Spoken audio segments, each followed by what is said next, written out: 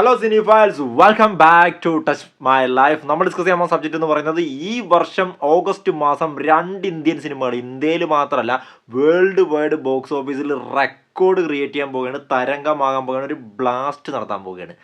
ഞാൻ പറഞ്ഞു വരുന്ന ഏത് സിനിമകളെ കുറിച്ചാണെന്ന് നിങ്ങൾക്ക് മനസ്സിലായിട്ടുണ്ടാവും. നിങ്ങൾക്ക് ആ 2 സിനിമകളിൽ നിന്ന് ഏത് സിനിമയാണ് കാണാൻ താല്പര്യമുള്ളത് കമൻറ്റ് ബോക്സിൽ ഇടുക. പക്ഷേ ഇപ്പോഴല്ല, ഈ വീഡിയോ ഫുള്ള് കണ്ടതിന് ശേഷം നമ്മൾ 2 സിനിമകളെ കുറിച്ച് ഇൻട്രസ്റ്റിംഗ് ആയിട്ടുള്ള കുറച്ച് കാര്യങ്ങൾ ഡിസ്കസ് ചെയ്യുന്നുണ്ട്. അപ്പം അതിലേക്ക് പോകാം അല്ലേ. സോ ഗൈസ്, കുറച്ച് വർഷം മുമ്പ്, അതായത് ഏകദേശം ഒരു 10-15 വർഷം മുമ്പ് നമ്മൾ ഒരു സിനിമ റിലീസാകാൻ നേരത്ത് ആ സിനിമയുടെ ബോക്സ് ഓഫീസ് കണക്കുകളെ കുറിച്ചൊന്നും വലിയ ചർച്ചാ വിഷയമൊന്നും ആയിട്ടില്ലായിരുന്നു. ആ ബോക്സ് ഓഫീസ് കണക്കുകൾ ആ സിനിമയുടെ പ്രൊഡ്യൂസർ, അതുപോലെ ഡിസ്ട്രിബ്യൂട്ടേഴ്സ്, തിയേറ്റർ ഓണേഴ്സ് ഇവരുടെ ഇടയിൽ മാത്രം ഒതുങ്ങിയെന്നൊരു കാര്യമാണെങ്കിൽ ഇപ്പം നമ്മൾ നമ്പേഴ്സ്, ബോക്സ് ഓഫീസ് നമ്പേഴ്സ് വെച്ചിട്ടാണ് ഫാൻ ഫൈറ്റ് മൊത്തം നടത്തുന്നത്. അന്ന് നടത്തിക്കൊണ്ടിരുന്നത് എങ്ങനെയാണ്? ഒരു സിനിമ റിലീസാകാൻ നേരത്ത് ആ സിനിമ എത്ര ദിവസം തിയേറ്ററിൽ ഓടി എന്ന് പറഞ്ഞുകൊണ്ടാണ്. ഒരു ലാലേട്ട സിനിമ റിലീസാവും 100 ദിവസം ഓടും, മമ്മൂക്ക സിനിമ റിലീസാവും 50 ദിവസം ഓടിയുള്ളെങ്കിൽ ലാലേട്ട ഫാൻസ് പറയും, അയ്യേ നിങ്ങളുടെ സിനിമ 50 ദിവസം ഓടില്ല, ഞങ്ങളുടെ സിനിമ 100 ദിവസം അടിച്ചടാ എന്ന് പറഞ്ഞുള്ള ട്രോളിങ് കാര്യങ്ങളാണ് ഉണ്ടായിരുന്നത്. പക്ഷേ 2013 നമ്മുടെ മോളിവുഡ് ഫിലിം ഇൻഡസ്ട്രിയിൽ ദൃശ്യം എന്ന് പറയുന്ന ആ മഹാത്ഭുതം സംഭവിച്ചതിന് ശേഷം 50 കോടിയും ബോക്സ് ഓഫീസ് നമ്പേഴ്സും ഒരു ട്രെൻഡാകാൻ തുടങ്ങി, ഫാൻസുകാരുടെ ഇടയിൽ ഒരു ചർച്ചാ വിഷയമാകാൻ തുടങ്ങി. അതുപോലെ തന്നെ തൊട്ടടുത്തുള്ള Kollywood film industry, Tamil film ഇൻഡസ്ട്രിയിലാണെങ്കിൽ ഏകദേശം എനിക്ക് തോന്നുന്നു തുപ്പാക്കി, ഇത് എൻ്റെ അഭിപ്രായമാണ്, നിങ്ങളുടെ അഭിപ്രായം ഡിഫറൻ്റ് ആയിരിക്കും, കാര്യം വിജയ്ക്ക് ഒരുപാട് ഹേറ്റേഴ്സ് ഉണ്ട്, സമ്മതിച്ചു തരത്തില്ലെന്ന് എനിക്കറിയാം, അതുകൊണ്ട് പറഞ്ഞാണ്. കാര്യം വിജയ്ക്ക് മുമ്പേ രജനീകാന്ത് എന്ന് പറയുന്ന വ്യക്തി 2 തവണ 100 കോടി കണ്ടതാണ്. പക്ഷേ രജനീകാന്ത് 100 കോടി കണ്ടപ്പോഴത്തേക്കും രജനി ഫാൻസ് കമൽ ഫാൻസിനോടും വിജയ് ഫാൻസിനോടും അജിത് ഫാൻസിനോടും സൂര്യ ഫാൻസിനോടൊന്നും ഞങ്ങളുടെ എണ്ണം 100 കോടി കണ്ടു, നിങ്ങൾ എന്താണ് കാണാൻ പോകുന്നത്, നിങ്ങൾക്ക് 100 കോടി ഇല്ലേ എന്നും പറഞ്ഞുള്ള ട്രോളുകളും ഫാൻ ഫൈറ്റൊന്നും ഇല്ലായിരുന്നു. ആ സമയത്ത് രജനിക്ക് മാത്രം അച്ചീവ് ചെയ്യാൻ പറ്റുന്നൊരു ഫീറ്റായിട്ടാണ് അതിനെ കണ്ടുകൊണ്ടിരുന്നത്. പക്ഷേ തളപതി വിജയ് തുപ്പാക്കിയിലൂടെ അത് സ്വന്തമാക്കിയപ്പോഴത്തേക്കും ബോക്സ് ഓഫീസ് നമ്പേഴ്സ് ഒരു ട്രെൻഡാകാൻ തുടങ്ങി. പിന്നെ റിലീസാകുന്ന ഓരോ സ്റ്റാറുകളുടെ സിനിമയ്ക്കും 100 കോടി ഉണ്ടോ, എത്ര കളക്ഷൻ കിട്ടി, ഫസ്റ്റ് ഡേ എന്നാ ഉണ്ടാക്കി, വീക്കെൻഡ് കളക്ഷൻ എന്നാ ഉണ്ട്, ഈ രീതിയിലുള്ള ട്രോളുകൾ വരാൻ തുടങ്ങി.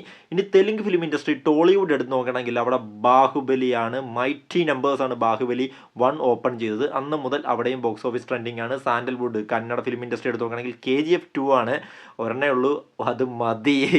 ഇനി നമുക്ക് KGF 2 അല്ല, KGF 1 ആണ്. KGF 1-ന് ശേഷമാണ് ട്രെൻഡ് ആകാൻ തുടങ്ങിയത്. ഇനി ബോളിവുഡ് ഫിലിം ഇൻഡസ്ട്രി എടുത്ത് നോക്കുകയാണെങ്കിൽ അവിടെ നമ്മുടെ ഗജനിയാണ്, സൂര്യയുടെ അല്ല അമീർ ഖാൻ്റെ ഗജനിയാണ്. ഗജനിക്ക് ശേഷമാണ് 100 കോടിയും ബോക്സ് ഓഫീസ് നമ്പേഴ്സും ട്രെൻഡ് ആകാൻ തുടങ്ങിയത്. അപ്പോൾ ഗൈസ്, ഈ കണക്കുകളൊക്കെ എന്തുകൊണ്ട് പറഞ്ഞു എന്ന് ചോദിച്ചു കഴിഞ്ഞാൽ ഇന്ന് ഈ ഇൻഡസ്ട്രികളെ സംബന്ധിച്ച് ഈ കണക്കുകളൊന്നും വലിയ കാര്യമൊന്നുമല്ല. ഈ 100, 150, 200 കോടി ഒന്നും ഒരു കാര്യമല്ല. നമ്മുടെ മോളിവുഡിലാണെങ്കിലും നമുക്ക് ലാലേട്ടനുണ്ടാ, പുള്ളി മതി, പുള്ളി അടിച്ച് നിൽക്കുകയല്ലേ, തുടരും, അതുപോലെ എമ്പുരാൻ 2 സിനിമകൾ 200 കോടി ക്ലബ്ബ്. അപ്പം നമുക്കും വലിയ കാര്യമല്ല. പക്ഷേ എല്ലാവരും ഉറ്റുനോക്കിക്കൊണ്ടിരുന്ന സംഭവം എന്ന് പറയുന്നത് 1000 കോടി എന്ന് പറയുന്ന മാജിക്കൽ ഫിഗർ എങ്ങനെ പിടിച്ചെടുക്കാമെന്നായിരുന്നു. അത് ഒരുപാട് ഇൻഡസ്ട്രീസ് പിടിച്ചെടുത്തു. ബോളിവുഡ് എടുത്ത് നോക്കുകയാണെങ്കിൽ പത്താൻ, അതുപോലെ ജവാൻ, പിന്നെ ദങ്കൽ 3 സിനിമകളുണ്ട്. ടോളിവുഡ് ഫിലിം ഇൻഡസ്ട്രി എടുത്ത് നോക്കുകയാണെങ്കിൽ അവിടെ 4 സിനിമകളുണ്ട്. ടോളിവുഡാണ് ഇപ്പോൾ ഇന്ത്യയിൽ ഡോമിനേറ്റ് ചെയ്യുന്നത്. ബാഹുബലി 2, കൽക്കി, പുഷ്പ 2, RRR 4 സിനിമകൾ. പിന്നെ നമ്മുടെ സാൻഡൽവുഡ് എടുത്ത് നോക്കുകയാണെങ്കിൽ അവിടെ KGF 2 ഒരെണ്ണം മതിയല്ലേ, 1 ആൻഡ് ഉള്ളി പീസ്, അത് മതി, അതൊരു 1.5 പടമാണ്. ഇനി നമ്മുടെ മോളിവുഡിലേക്ക് വരികയാണെങ്കിൽ അത് നമുക്ക് തീണ്ടാപ്പാട് അകലെയാണ്. നമ്മൾ എന്തെങ്കിലുമൊക്കെ അത് അച്ചീവ് ചെയ്യുമായിരിക്കും. നമുക്ക് 200 കോടിയും തീണ്ടാപ്പാട് അകലെയായിരുന്നു, നമ്മളത് അച്ചീവ് ചെയ്തല്ല. അപ്പോൾ എന്തായാലും അതും അച്ചീവ് ചെയ്യും. പക്ഷേ കോളിവുഡിനെ സംബന്ധിച്ച്, കോളിവുഡിനെ കുറിച്ചാണ് പറയാൻ പോകുന്നത്. കാര്യം കോളിവുഡ് ഫിലിം ഇൻഡസ്ട്രിയാണ് ഞാൻ പ്രതീക്ഷിച്ചിരുന്നത് ഇന്ത്യൻ സിനിമയിൽ ആദ്യമായിട്ട് 1000 കോടി എന്ന് പറയുന്ന ഫിഗർ എത്തിപ്പിടിക്കുമെന്ന് ഞാൻ പ്രതീക്ഷിച്ചിരുന്ന ഇൻഡസ്ട്രി.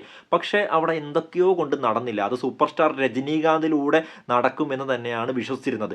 അദ്ദേഹത്തിൻ്റെ 2 സിനിമകൾക്ക് അതിനുള്ള പൊട്ടൻഷ്യൽ ഉണ്ടായിരുന്നു. കബാലി വേൾഡ് വൈഡ് കൊടൂര ഹൈപ്പിൽ റിലീസായ പടമാണ്. അതുപോലെ തന്നെ 2.0 സീക്വലാണ്, കൊടൂര ഹൈപ്പാണ്.